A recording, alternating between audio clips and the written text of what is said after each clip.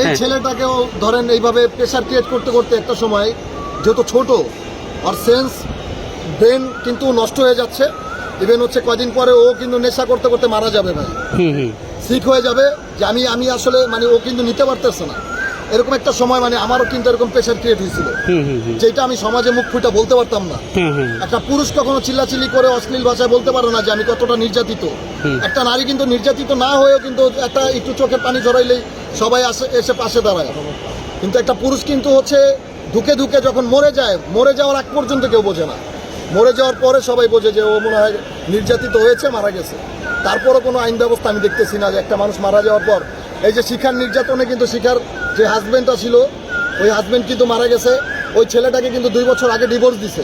Divorce দেওয়ার পর এখন আবার স্বামী দাবি করতেছে যে আমার হাজব্যান্ড, ওই হাজব্যান্ডের বাড়ি আবার দখল নিতেছে।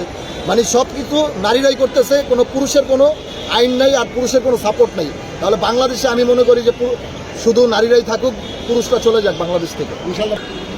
এই যে ছেলেটা হচ্ছে তার মনের কথাটা শেয়ার করছে যে ওরে কিন্তু হচ্ছে মামলা দিয়ে হচ্ছে, আমি মনে করি যেটা আমি বুঝতে পারতেছি যে মামুনকে রাখতে চাচ্ছে, যে হচ্ছে মামলার ভয় দেখিয়ে একটা জুয়ান ছেলে, তার অনেক বয়স হয়ে গেছে, তার মেয়ের বয়সী মামুন, সে চাচ্ছে যে তার রুমে বেড শেয়ার করবে, সে যা খুশি তাই করবে, ছেলেটাকে হচ্ছে মামলার হুমকি দেখে হচ্ছে তার সাথে রাখবে।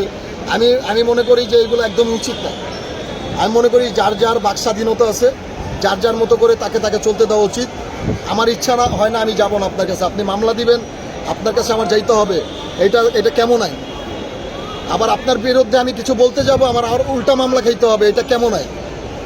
ছেলেটা তার মনের কথা প্রকাশ করছে, তার বিরুদ্ধে নাকি আবার 100